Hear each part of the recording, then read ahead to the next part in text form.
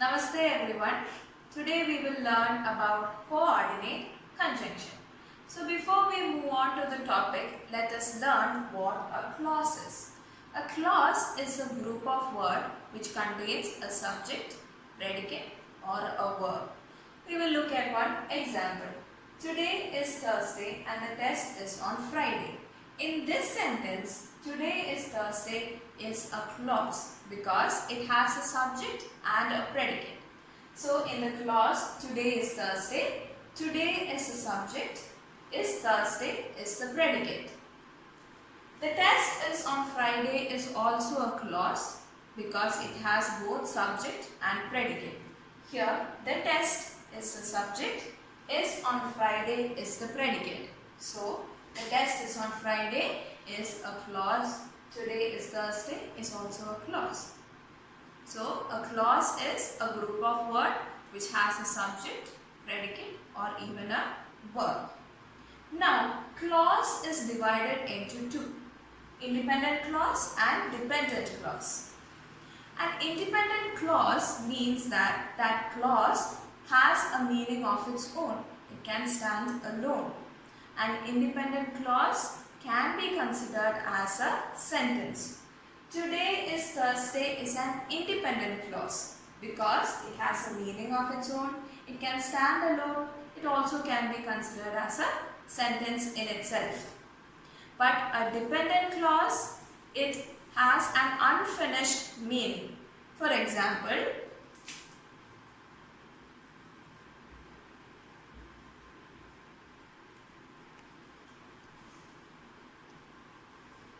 when I came here, this is a dependent clause because the meaning is not finished. It needs something else, something more to be a complete sentence. So when I came here, it's a dependent clause because it cannot be considered as a whole sentence. It cannot stand alone. Okay. So clause can be divided into independent clause and dependent clause. Independent clause will have a meaning of its own. It can stand alone. But on the other hand, dependent clause, it is unfinished. The meaning is unfinished. It needs something more to be a complete sentence. Okay. Now we look at what a conjunction is.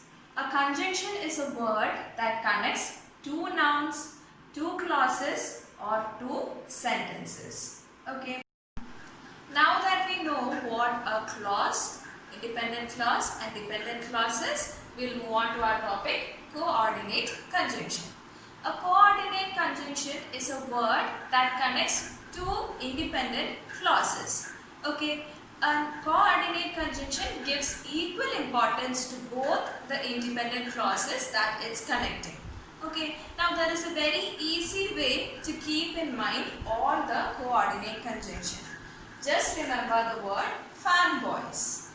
So here F stands for, A stands for and, N stands for not, B stands for but, O stands for or, Y stands for yet and S stands for so.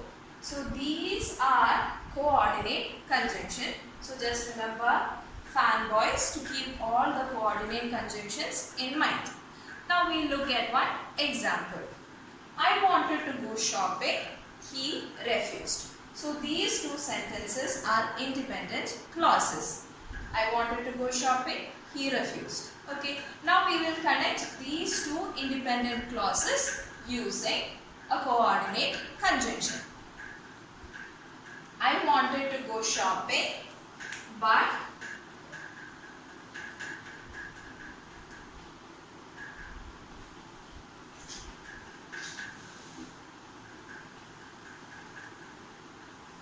he refused. So we have used the coordinate conjunction but to connect these two independent clauses. I wanted to go shopping but he refused. Now we will learn how coordinate conjunctions are used in a sentence and what it expresses. So first one, for. The coordinate conjunction for expresses a reason. It is used to express a reason. I told her to leave for I was tired. this coordinate conjunction for is used as because. So the speaker is saying that he asked that person to leave because he was tired. The reason he asked that person to leave is because he was tired. So we use the coordinate conjunction for to express a reason. Now let us look at the coordinate conjunction and. And is used to express similar ideas. Okay. I grabbed my phone and rushed out of the house. So we use the coordinate conjunction and to express similar ideas. So these two independent clauses, I grabbed my phone and rushed out of the house. These two independent clauses are expressing similar ideas. It shows us that the speaker is in a rush, is in a hurry.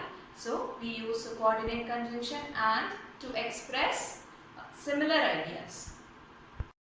The next coordinative conjunction nor is used to express negatives or negative ideas. When the speaker wants to express a negative idea, he uses nor, the coordinative conjunction nor. I am not fond of watching movies, nor do I like listening to music. Here the speaker has used the coordinative conjunction nor to express negative ideas.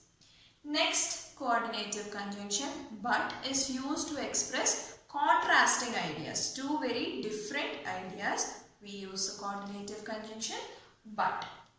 She objected first but finally agreed. So here but is used to express a different idea, a contrasting idea to the first independent clause. Okay. So, in the first independent clause, she objected first, but finally agreed. So, finally agreed is a contrasting idea to the first independent clause. So, we have used the coordinative conjunction but. Next one or. Or is used to express a choice. When the speaker wants to express a choice, we use the coordinative conjunction or. We can play badminton or we can play chess. So here the speaker is giving us a choice. So we use the coordinative conjunction. The next coordinative conjunction yet is used to express an unexpected outcome. So when the outcome is unexpected, we use yet. I am allergic to fur, yet I have pets. So a person being allergic to fur is not expected to have pets. So we use yet to express an unexpected outcome. The last one, so, is used to express a cause, effect or a result. I was feeling hungry, so I made myself a sandwich. So being hungry, the speaker as a result has made sandwich. Okay, so we use so to express a result or an effect of the first independent clause. I was feeling hungry, so I made myself a sandwich. Okay, so to conclude, there are 7 coordinative conjunction. First one for is used to express a reason and is used to express similar ideas. Nor is used to express negatives. But is used to express contrasting ideas. Or is used to express a choice. Yet is used to express an unexpected outcome, and so is used to express a result or an effect.